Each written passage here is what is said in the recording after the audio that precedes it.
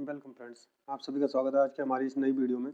आज की इस वीडियो में हम शुरुआत करने वाले हैं प्रश्नावली 1.1 की, जिसमें हम पेपर के लिए जो महत्वपूर्ण सवाल हैं उनकी तैयारी करेंगे। तो आइए शुरू करते हैं। तो देखिए, सबसे पहले यदि हम यहाँ पर देखें, ये हमारी एनसीईआरटी की बुक है। इसमें जो सवाल है प्रश्नावली 1.1 में जो पहला सवाल है उसमें लिखा हुआ है, निम्नलिखित संख्याओं का एचसीएफ ज्ञात करने के लिए यूक्लिड विभाजन एल्गोरिदम का प्रयोग कीजिए। तो इसमें जो पहला सवाल है वो है 135 और 225। तो हम क्या करेंगे, 135 और 225 के लिए सवाल को हल करते हैं कि 135 और 225 का जो एचसीएफ है वो कितना होगा। तो आइए अब इसकी शुरुआत करते हैं। तो यहाँ पे हम लिखते हैं सवाल नंबर 1, क्वेश्चन नंबर 1। इसमें एचसीएफ निकालना है, एचसीएफ, और उसमें सवाल है हमारा 135 और 225। तो देखिए, अब इसका हम जब प्रयोग करेंगे तो सबसे पहले हम जान लेते हैं कि यूक्लिड विभाजन एल्गोरिदम जो है वो क्या होती है। तो यहाँ लिखते हैं हम यूक्लिड विभाजन एल्गोरिदम। जो यूक्लिड विभाजन एल्गोरिदम है वो होती है ए बराबर से बी क्यू प्लस में आर। अब ये ए बी क्यू और आर क्या है यहाँ पर? ए यहाँ पर वो संख्या होगी जिसमें हम भाग देंगे, और बी वो संख्या होगी जिससे हम भाग देने वाले हैं। क्यू वो होगा जितनी बार भाग जाएगा, और आर वो होगा जो शेष बचेगा। तो हम देखिए यहाँ पर क्या करते हैं कि 101 तो हमारे पास संख्या 135 और एक है 225। तो इसमें अब 225 से 135 में तो भाग जा नहीं सकता, तो हम क्या करेंगे, 225 में भाग देंगे 135 से, जिसकी वजह से बड़ी संख्या को 225 को यहाँ लिखेंगे, फिर लिखेंगे बराबर, और यहाँ लिख देंगे 135। अब करना क्या है, यहाँ मैं लाइन खींच देता हूँ कि इस भाग को भी यहाँ करके देखेंगे। तो 135 से अब हम भाग देंगे 225 में। तो देखिए कितनी बार भाग जाता है, कम से कम एक बार भाग जाएगा। पहले यहाँ जाएगा 135, उसके बाद घटाएंगे, यहाँ आएगा 0 यहाँ पर अब घटाएंगे, यहाँ से बचेगा 90। अब उसके बाद आगे क्या करना है, यहाँ लिख देंगे प्लस में जो आर था, ये हमारा रिमाइंडर जो है, जो ये शेष है, इसी को हम यहाँ लिखेंगे, ये आएगा हमारा 90। इसके बाद हमारा महत्वपूर्ण जो प्रक्रिया है हमारी वो शुरू होती है, और वो प्रक्रिया क्या है कि अब हमें जब हमारा आर जो है, जब तक आर बराबर 0 नहीं आता तब तक हमें बार बार यूक्लिड विभाजन एल्गोरिदम का प्रयोग करना होगा। तो इसके लिए करना क्या है, अब हम यहाँ जो बी था हमारा, इसमें जो बी था उसको तो हम क्या बना देंगे, एक चीज़ हम यहाँ लिखना भूल गए, उसको लिख देते हैं गुणा 1, क्योंकि एक बार भाग गया है तो इसलिए यहाँ गुणा में 1, जो क्यू है वो 1 आ जाएगा। अब उसके बाद जो हमारा बी था उसको हम ए बनाएंगे, तो यहाँ लिख देंगे अब इसको, और उसके बाद बराबर से, और जो हमारा आर बना था उसको हम बना देंगे यहाँ पर क्या, उसको बना देंगे बी, तो यहाँ आ जाएगा 90। इसी विधि को यदि हम भाग विधि से यहाँ करते इस सवाल को, तो वो कैसे होता है, इसको यहाँ लिख कर इससे भाग देते अब, और यहाँ लिख देते 135 को, इस प्रकार करते हैं इसमें। अब यहाँ भाग देते हैं 90 से 135 में, कम से कम एक बार भाग जाएगा, यहाँ जाएगा 90, घटाएंगे यहाँ से 5 और यहाँ से बचेगा 4, ये 45 बचा। तो ऐसे यहाँ लिखेंगे गुणा में 1, एक बार भाग गया है क्योंकि, और प्लस में आ जाएगा हमारा यहाँ से कितना शेष था, 45, तो यहाँ आएगा 45। ठीक है, अब उसके बाद करना क्या है, अब यहाँ से सवाल को आगे बढ़ाते हैं। जब तक भाग आर सी 0 नहीं आता तब तक सवाल पूरा करते रहेंगे। इससे 90 अब यहाँ पर आ गया है बराबर से, उसके बाद में अब यहाँ 45 जो है इसको हम यहाँ लिख देंगे, तो यह आ जाएगा हमारा 45। अब 45 से देखते हैं 90 में कितनी बार भाग जाएगा, 45 दूनी 90, 2 बार गया, 90 आ जाएगा, और ये भाग कंप्लीट हो गया हमारा। तो यहाँ लिखेंगे गुणा 2, 45 दूनी 90 प्लस, इस बार शेषफल कुछ नहीं बचा, तो अब लिखेंगे हम 0। तो अब हमारी यूक्लिड विभाजन जो प्रमेयिका थी वो पूरी हो चुकी है, यूक्लिड विभाजन एल्गोरिदम जो है वो हमारा पूरा हो चुका है। इसके अनुसार अब क्या हुआ है यहाँ पर, अब हमें ये तो हमने भाग तो पूरा कर लिया, लेकिन अब एचसीएफ कहाँ है, तो हम लिखेंगे जो एचसीएफ है बराबर होता है बी के। तो बी कौन है, इस स्थिति में बी का जो मान है वो क्या है, बी का मान यहाँ पहले देखो, बी का मान 135 था, फिर 90 बना, फिर 45। तो बी का मान रखने पर कौन से बी के मान से आर बराबर 0 आया है, वही हमारे सवाल का जवाब होता है। तो देखिए यहाँ पर 45 जो है बराबर से बी बराबर 45 है, इसलिए हमारा एचसीएफ बराबर से 45 हो जाएगा, और यही हमारे सवाल का जवाब है। ठीक है, अब इसके बाद आते हैं हम अगले सवाल पर। तो देखिए अब हमारा अगला सवाल क्या है, जो सिर्फ महत्वपूर्ण सवाल है हम उन्हीं को करके देखेंगे। आपके पास बुक होगी, आप चाहे तो उस बुक में से भी और सवाल देख सकते हैं।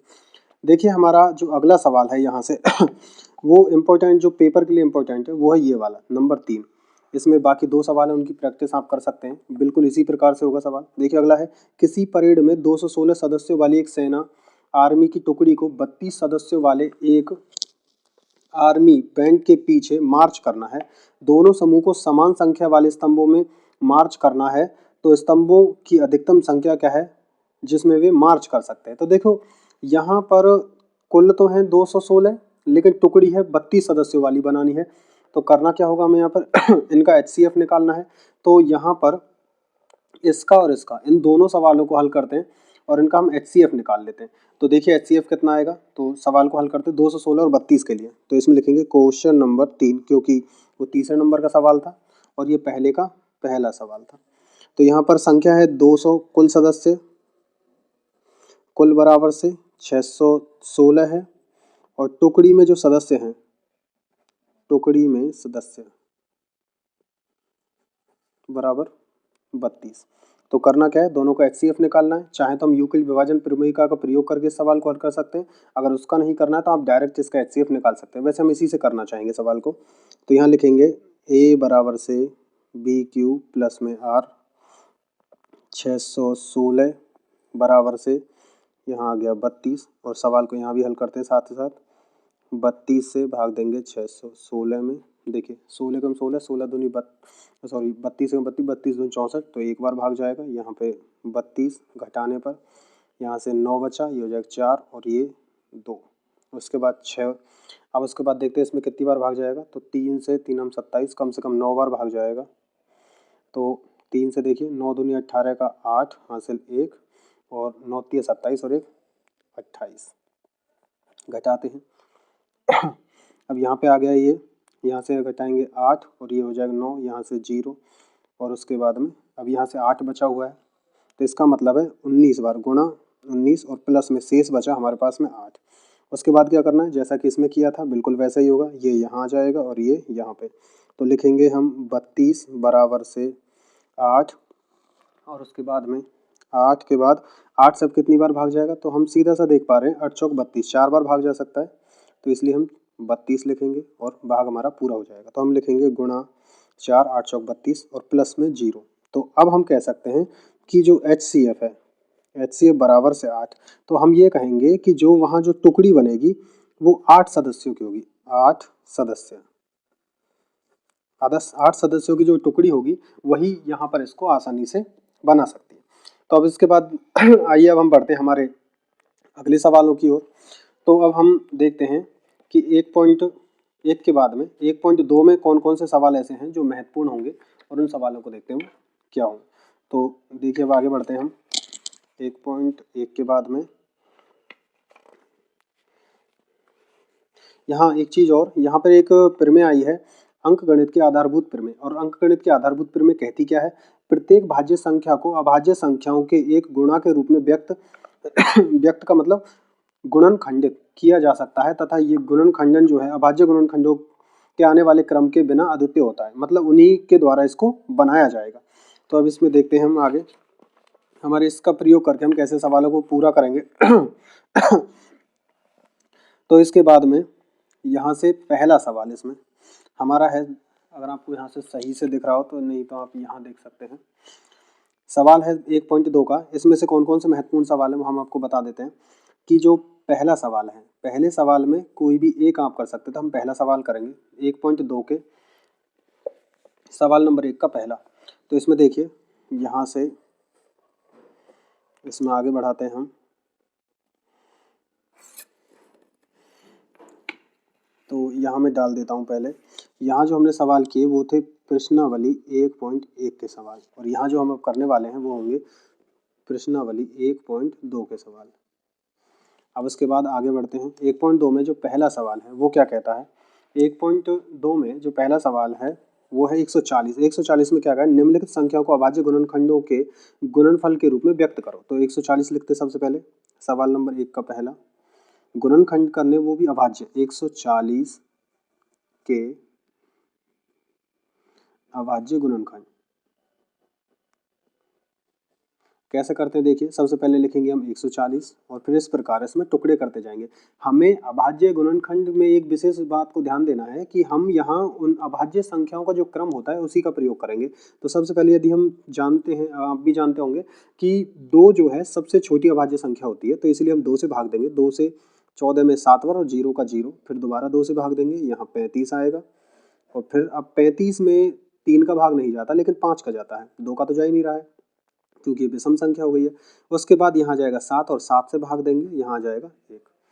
तो इस प्रकार जो 140 है उसको बनाकर लिख सकते हैं कि 2। अब देखो 2 आया है 2 बार, तो इसमें लिखेंगे 2 की घात 2 और गुणा में फिर उसके बाद 5 की घात 1 और गुणा 7 की घात 1। हम अब पहले जब हम अभाज्य गुणनखंड लिखते थे तो हम उन्हें सीधा ही लिख देते थे, लेकिन अब ऐसा नहीं करना है। अब थोड़ा सा अपने स्टैंडर्ड को बढ़ाना होगा, तो जिसकी वजह से हम उनको किस प्रकार लिखेंगे, घात लगाकर। तो जो अंक जितनी बार आए उतनी घात उसकी लगा देंगे और उस प्रकार उस सवाल को हम लिख लेंगे। देखिए इसमें एक सवाल और है जिसमें हमें अभाज्य गुणनखंड निकालने 156 के, तो हम उसके भी निकाल के देख लेते हैं। ये पहले का दूसरा 156, इसको हल करते हैं। तो देखिए 156 कैसे कर सकते हैं, 156 2 से भाग देंगे। 2 से 15 में 7 बार जाएगा, पहले 14 फिर 1 बचेगा, ये हो गया 16। 16 में 8 बार, फिर दोबारा 2 से 7 में 6 2 3 6 3 बार 6 आ गया, फिर 1 बचने पर 18 9 बार। अब यहाँ 3 से भाग जाता है दोनों में, 3 से 1 बार, 3 से 3 बार। अब 13 आ गया, 13 में 13 से भाग जाता है क्योंकि 13 एक कैसी अभाज्य संख्या 1 बार। तो कैसे लिखेंगे, 2 2 बार आया है यहाँ पे, तो यहाँ लिखेंगे 156 बराबर से 2 की घात 2 गुणा में 3 की घात 1 और गुणा में 13 की घात 1। तो इस प्रकार हम इस सवाल को पूर्ण करेंगे और ऐसे ही हमें बाकी सवालों को भी पूर्ण कर लेना। देखिए अब अगले सवाल में क्या पूछा है। अगले सवाल में एक बहुत ही महत्वपूर्ण नियम की ओर ध्यान दिया है और वो नियम क्या कहता है। सवाल है हमारा, पूर्णांकों के निम्नलिखित युग्मों के HCF और LCM ज्ञात कीजिए तथा इनकी जांच कीजिए कि क्या दो संख्याओं का गुणनफल, गुणनफल का मतलब गुणा, बराबर होता है HCF गुणा LCM के। तो देखते हैं इसमें क्या ऐसा संभव है कि नहीं है। तो क्या करेंगे, क्वेश्चन नंबर 2 और इसमें भी पहला इसका सवाल में अंक कौन कौन से हैं, एक तो 26 और एक दे रखा है 91। देखिए इस सवाल में ऐसी कोई पाबंदी नहीं है कि हम इसका LCM और HCF कैसे निकालेंगे, तो हम अपनी जैसी विधि का प्रयोग करते हैं, बिल्कुल उसी प्रकार से इसके LCM और HCF निकाल लेते हैं। तो अभाज्य गुणनखंड विधि का प्रयोग करते हैं। तो देखिए 26 लिखा, 26 के गुणनखंड करते हैं, तो 2 से भाग दिया 13 बार और 13 से भाग दिया 1 बार। तो 26 बराबर से आ गया 2 गुणा 13। उसके बाद में अब हम लिखते हैं 91। अब 91 2 से भाग तो नहीं जाता, तो 3 से नहीं जाता, 4 से, यहाँ सीधा 7 से भाग जाता जो 13 बार, तो फिर 13 से 1 बार। तो इसका मतलब 91 बराबर कितना बन गया, 7 गुणा 13। अब दोनों को एक साथ लिखते हैं, यहाँ 26 और 91। 2 से भाग दिया पहले तो 1 बार, तो यहाँ पे आ गया हमारा 13 और यहाँ तो 91 ही रहेगा। फिर उसके बाद में 7 से भाग दिया, डायरेक्ट 13 से क्यों नहीं दे रहे, क्योंकि 13 से पहले 7 से भाग जा रहा है इसमें, इस वजह से। तो जिसमें भाग नहीं जा रहा उसको वैसा ही लिखेंगे, 13 आ गया। और यहाँ से 91 है तो 91 के लिए क्या लिखेंगे, 13 से 7 से इसमें 13 बार भाग गया। अब 13 से भाग देंगे तो 1 बार इधर और 1 बार इधर। भाग हमें तब तक करना होता है जब तक लास्ट में 1 नहीं आ जाता। उसके बाद आगे क्या लिखेंगे, अब आगे देखो, तो यहाँ लिख सकते हैं हम कि ये जो विधि है जिसमें दोनों संख्याओं को एक साथ लिखा जाता है, इसे बोला जाता है LCM। LCM, तो LCM कितना हो जाएगा, 2 गुणा 7 गुणा 13। तो इसको 13 7 91 और 91 का गुणा 2 करेंगे, 90 दूनी 180 और 2 182। तो इसका उत्तर आएगा 182। अब उसके बाद में यहाँ HCF कैसे निकलता है, जो समान गुणनखंड दोनों में मौजूद है, जो समान संख्या दोनों में मौजूद है तो HCF उससे निकलेगा, HCF बराबर से आ जाएगा 13। अब इससे आगे का जो सवाल है हम अब अगले पेज में करते हैं।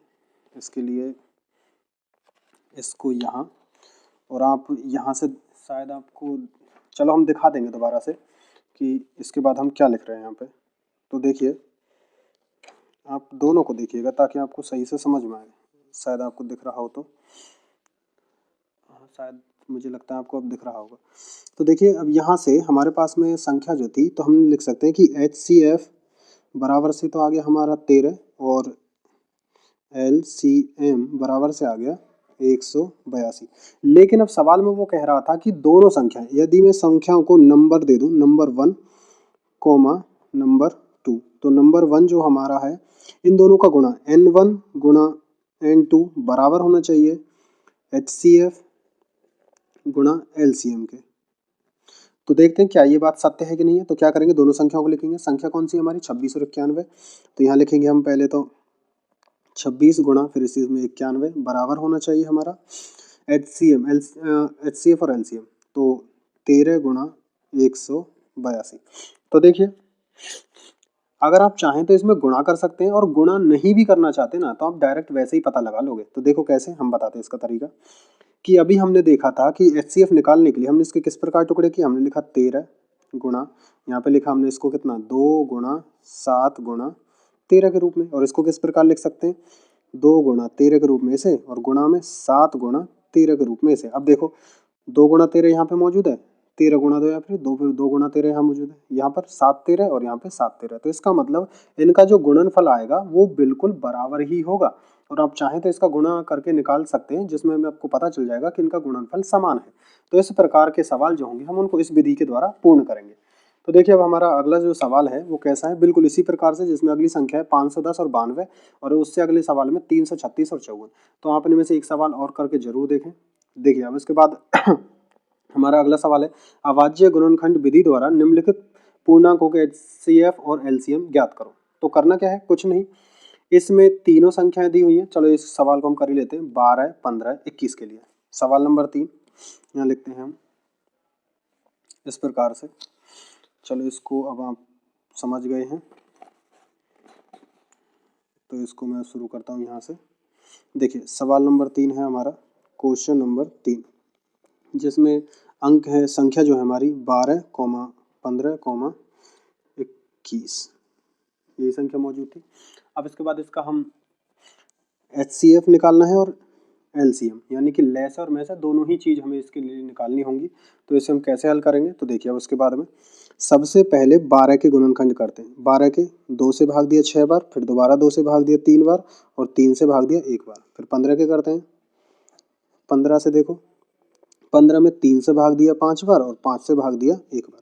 21 के कर लेते हैं, 21 में 2 से तो भाग जाता नहीं है, तो 3 से भाग दिया 7 बार, और फिर 7 से ही भाग देना पड़ेगा 1 बार।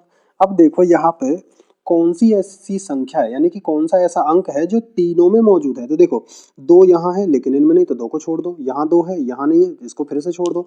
3 यहाँ है और यहाँ भी है, तो 3 ही एकमात्र ऐसा अंक है जो तीनों में मौजूद है। तो अतः हम कहेंगे तो HCF जो बराबर है वो हो जाएगा 3 हमारा। उसके बाद LCM निकालना है। LCM निकालने के लिए करना क्या है, कुछ नहीं, तीनों संख्याओं को बस एक बार एक साथ लिख दो और उसी से LCM निकल जाएगा। तो हम एक साथ लिखते हैं कि 12, 15, 21, ऐसे निकालते हैं एक साथ। तो क्या करना होगा, 2 से भाग देंगे, 2 से यहाँ 6 बार, इन दोनों में जाएगा नहीं, इनको सेम ही लिख दो, और ये 21। फिर दोबारा 2 से भाग देते हैं, यहाँ से ये 3 बार, और फिर उसके बाद में ये तो 15 और ये 21 सेम आएगा। उसके बाद आगे क्या करना है, आगे फिर अब 3 से भाग देंगे, क्योंकि 3 से भाग जा रहा है। 3 से 1 बार, 3 से यहाँ 5 बार, 3 से यहाँ 7 बार। फिर उसके बाद 5 से भाग देते हैं, यहाँ 1 बार गया, यहाँ भी 1 बार, और यहाँ यहाँ 1 बार, और उसके बाद में जो 7 है वो 7 का 7 आएगा। अब 7 से भाग देंगे, यहाँ तो पहले 1 1 है, इनको ऐसे लिखेंगे, और यहाँ भी 1 आ जाएगा। अब हमारे तीनों संख्याओं के नीचे 1 1 1 आ चुका है। इसका मतलब हमारा जो गुणनखंड था वो पूर्ण हो चुके हैं, गुणनखंड अभाज्य। इसके बाद हमें करना कुछ नहीं है, बस इन सभी का गुणा कर देना एक दूसरे के साथ में। इससे हमें पता चल जाएगा इसका जो आंसर है वो कितना है। तो हम लिखेंगे LCM बराबर से कितना है, 2 की घात 2 गुणा 3 की घात 1 गुणा 5 की घात 1 गुणा 7 की घात 1। हल करते हैं। देखिए यहाँ पे 13, 2 गुणा 2 करेंगे 4 आएगा, 4 गुणा 3 करेंगे 4 3 12, 12 गुणा 5 करेंगे 12 5 60, और ये 60 आ गया। 60 में 6 होता है, 6 गुणा 7 कर 6 7 42, 420 और 0 था इसलिए। तो LCM इसका जो है, LCM वो हो जाएगा 420, और HCF जो है इसका वो हो जाएगा 3। तो इस प्रकार हम अपने सवाल को पूर्ण कर लेंगे अभाज्य गुणनखंड विधि का प्रयोग करके। तो आइए अब इसके बाद हम बढ़ते हैं हमारे अगले सवालों की ओर। तो हमारा अगला सवाल जो है वो क्या होगा, तो देखते हैं। तो देखिए जो हमारा अगला सवाल है वो भी बिल्कुल इसी प्रकार से है। इस सवाल में भी बिल्कुल ऐसा ही करना होगा इन दोनों में हमें। इससे अगला नंबर 4 पे सवाल क्या है, HCF 306 और 657 इनका दिया हुआ है, और उसके बाद LCM का पता करना है। ये सवाल बिल्कुल सवाल नंबर 2 की तरह है। इसमें 2 संख्या यहाँ पहले से मौजूद थी, यहाँ भी 2 संख्या मौजूद है। हमें LCM और HCF दोनों निकालने थे, लेकिन यहाँ ऑलरेडी गिवन है कि HCF इसका 9 है, एलसीएम कैसे निकालेंगे, इस विधि का प्रयोग करके। कैसे, देखो ध्यान से, मैं बस इसमें थोड़ा सा हिंट दे देता हूँ आपको ताकि आप इसमें समझ पाएं। हम जानते हैं कि n1 गुणा n2, ये क्वेश्चन नंबर 4 के लिए हिंट है। ये n1 गुणा n2 बराबर होता है HCF गुणा LCM के। उसके बाद में n1 कितना था इसमें 306 गुणा में 657, जो बराबर होना चाहिए 9 गुणा, अब एलसीएम तो है नहीं तो क्या करेंगे, एलसीएम ही तो चाहिए, तो इससे इसमें भाग दे देंगे। तो यहाँ लिखेंगे हम कितना, यहाँ लिखेंगे 306 गुणा 657 बटे 9 बराबर LCM। इसको मैं इधर लिख लेता हूँ पहले, LCM बराबर से 9 से, अब इसमें देखो 9 से हम भाग दें, 9 से डायरेक्ट भाग, 9 3 27, 3 9 चौक 36, हाँ बिल्कुल जा सकता है, 9 3 27, 3 बार 9 चौक 36, ये आ गया। गुणा करते हैं 6 5 7 गुणा 3 4, देखिए 4 से गुणा करेंगे, 4 गुणा 7 कर 4 7 28, 8 आ गया हासिल 2, 4 का गुणा 5 से करेंगे, 4 पंजे 20, 20 और 2 22 का 2 हासिल 2, 4 छिक्की 24, 24 और 2 26, उसके बाद गुणा 3 का 7 21 का 1 हासिल 2, 3 पंजे 15, 16 17 का 7 हासिल 1 और 3 18, 18 19, सबको जोड़ देते हैं 8, ये 3 7 6 13 का 3 हासिल 1 और उसके बाद 9 और 1 हासिल का 10, 10 और 2 12 का 2 हासिल 1, 1 और 1 2।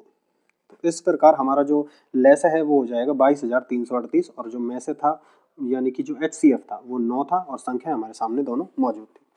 इसके बाद देखिए इसमें जो अगला सवाल है हमारा 18 और 12 दो ही संख्या है। सवाल को देखें, उससे पहले एक सवाल है सवाल नंबर 5 में, ये बहुत ही आसान सवाल है, इसको कराने की भी आवश्यकता नहीं हो सकती क्योंकि देखिए सवाल में है क्या, बस इतना सा पूछा है, जांच कीजिए कि क्या किसी प्राकृतिक संख्या n के लिए संख्या 6 की घात n, देखिए क्वेश्चन नंबर 5 ये कह रहा है 6 की घात n अंक 0 पर समाप्त हो सकती है क्या। इसको बहुत आसानी से करेंगे, कैसे करेंगे, देखो यदि हम n की मान n बराबर से 1 2 3 तक मान अगर निकाल के भी देखें तभी उसी से हमें पता चल जाएगा कि क्या कभी ऐसा कोई संभव है क्या। एक चीज देखो, यदि हम एक बार 6 की घात 1 लगा दें, 6 की घात 1 बराबर से 6 होता है, यदि हम 6 की घात 2 लगाएं तो 6 की घात 2 का मतलब क्या होता है 6 गुणा 6 जो होता है 36। उसके बाद हम 6 की घात यदि 3 लगाएं तो क्या होगा 6 गुणा 6 गुणा 6, इसका मतलब इन दोनों का मतलब 36 था, तो ये कितना आएगा 36 गुणा फिर से 6, तो यहाँ अंत में फिर दोबारा 6 गुणा 6 ही आ रहा है, जो फिर से क्या करेगा लास्ट में 36 6 को ही बनाएगा। इस प्रकार हम कह सकते हैं कि यहाँ पर n की घात जो 6 की घात n है वो n का मान कोई भी रखो, ये कभी भी किस पर समाप्त नहीं हो सकता, ये 0 पर समाप्त नहीं हो सकता। एक चीज और, यदि n बराबर 1 की बजाय यहाँ 0 रख दिया जाए तो क्या होगा, तो 6 की घात 0 बराबर से वो 1 आ जाएगा, लेकिन वो कभी भी यहाँ हम लिख सकते हैं कि 6 की घात n is not equal to भी लास्ट डिजिट इसका 0 कभी नहीं हो सकता है, तो ये ध्यान रखना है हमें। चलो उसके बाद एक चीज और देखते हैं, छोटा सा सवाल है बहुत ही आसान सा, इसमें है कि किसी खेल के मैदान में, इसमें कोई जरूरत नहीं है ज्यादा खास मेहनत करने की, इसमें आप गुणनखंड का प्रयोग कर सकते हैं कि कौन कौन से गुणनखंड बने हुए हैं और उनमें से कॉमन लेकर संख्या को समझ सकते हैं। आगे देखिए इसमें किसी खेल के मैदान के चारों ओर वृत्ताकार पथ है, इस मैदान का एक चक्कर लगाने में सोनिया को 18 मिनट लगते हैं।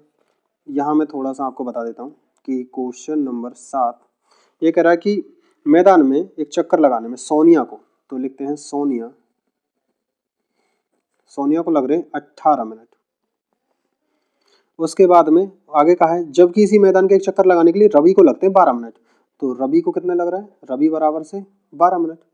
उसके बाद कहा है कि वे दोनों एक ही स्थान से और एक ही समय पर चलना प्रारंभ करें तो एक ही दिशा में चलते हैं तो कितने समय बाद वो पुनः प्रारंभिक स्थान पर मिलेंगे। तो एक चीज ध्यान रखना, ऐसी स्थिति में ले से निकलेगा, मैं से नहीं निकलेगा, तो क्या करेंगे हम दोनों को हल करते हैं, 12 और 18 के लिए 2 से भाग देंगे तो यहाँ 6, यहाँ पे 9, फिर दोबारा 2 से भाग देंगे, यहाँ 3, यहाँ पे 9 का 9 आएगा, फिर 3 से भाग देंगे, यहाँ से 1 और यहाँ पे आएगा 3, फिर दोबारा 3 से भाग देंगे, यहाँ 1 और यहाँ पे 1।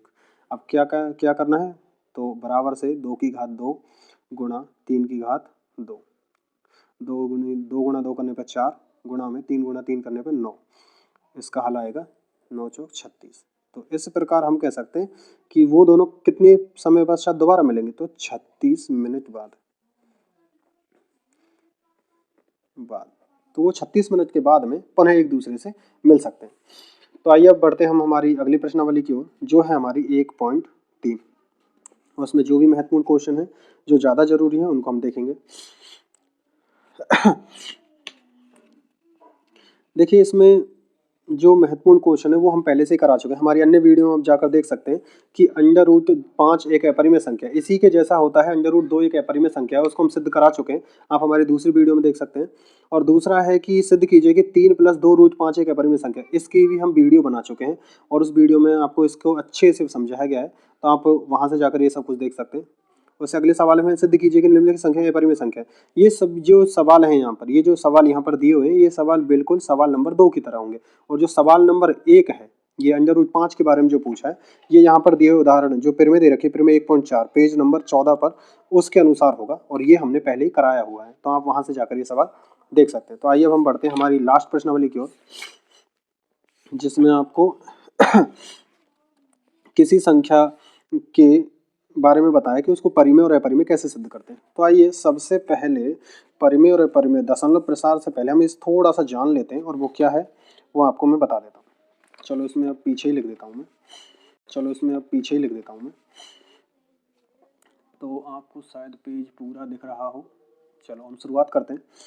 तो हम यहाँ से शुरुआत करते हैं कि किसी भी संख्या के बारे में अगर हम बात करें, तो कोई भी संख्या जो होती है ना, उसका जो दशमलव प्रसार है वो 2 प्रकार का होता है। संख्या जो हमारे पास मौजूद है, संख्या का जो दशमलव प्रसार है, तो हम कहें दशमलव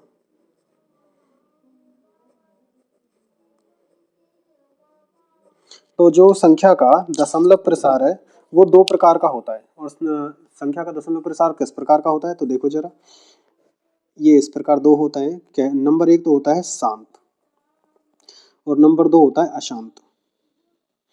और ये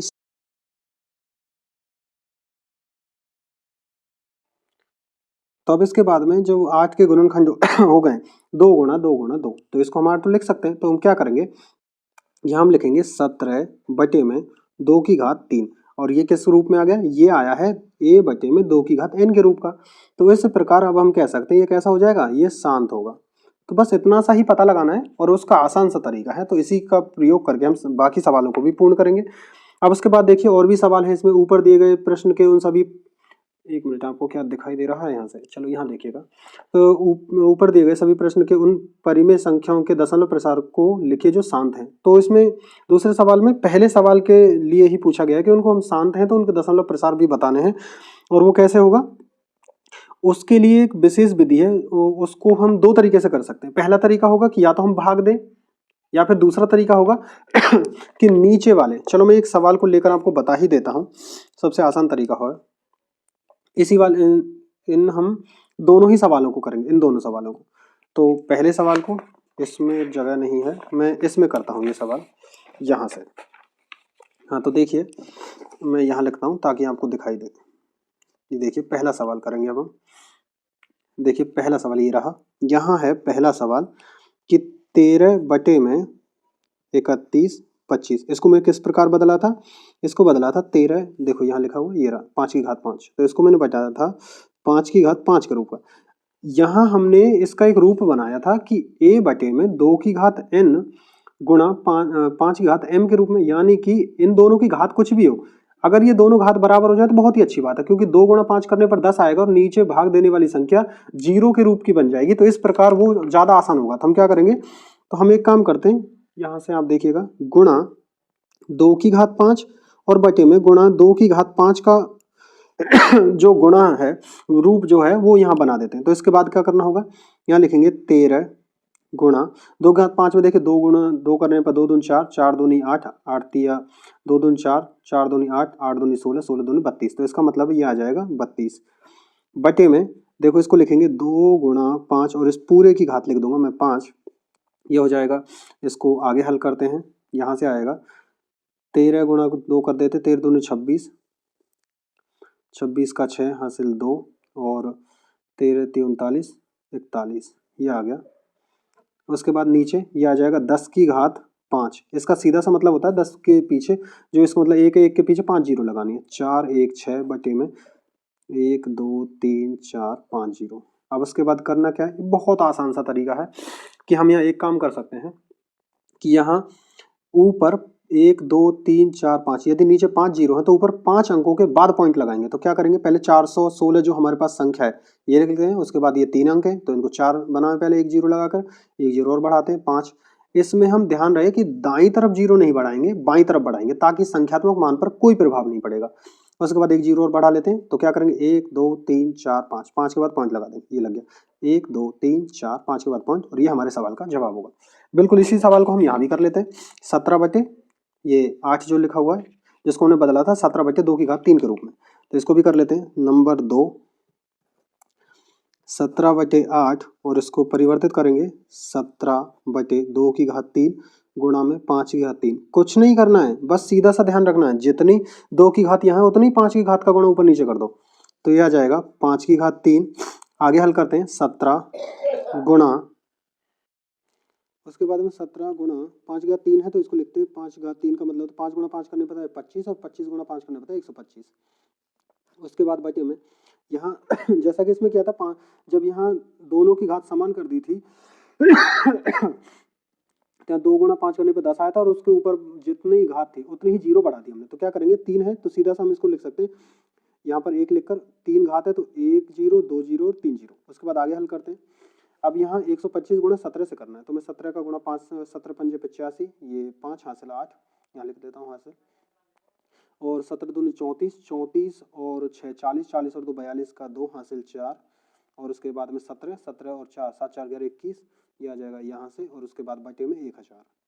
अब आगे हल करते हैं, 3 अंकों के बाद में पॉइंट लगा देंगे क्योंकि 3 जीरो है, तो हम क्या करेंगे, यहाँ लिखेंगे 2.125 और ये हमारे सवाल का जवाब हो जाएगा। तो इस प्रकार हम यहाँ पर सवालों को पूर्ण करेंगे। तो आपने जहाँ पर ये सभी सवाल पूर्ण किए हैं वो था हमारा एसकेएल सतीश के लर्निंग चैनल था, और जो आपने मुझसे पढ़ा है, मेरा नाम है SATISS सतीश। तो आज की इस वीडियो में इतना ही, फिर हम मिलेंगे आपसे अगली वीडियो में अगली प्रश्नावली के साथ, जिसमें हम प्रश्नावली 2 के सवालों को पूर्ण करेंगे। जो हमारी अगली जो प्रश्नावली है उसका नाम है बहुपद। हम उसमें पूरी प्रश्नावली में जो महत्वपूर्ण प्रश्न हैं उन सभी को हल करेंगे एक ही वीडियो में, ताकि आप अपने पेपर की तैयारी बहुत अच्छे से कर पाएँ और आपको बहुत ही अच्छे नंबर मिल पाएँ। हम चाहते हैं कि आपको पूरे नंबर मिले जो 100 में से 100 हैं। ठीक है, धन्यवाद। आज के लिए इतनी वीडियो, धन्यवाद।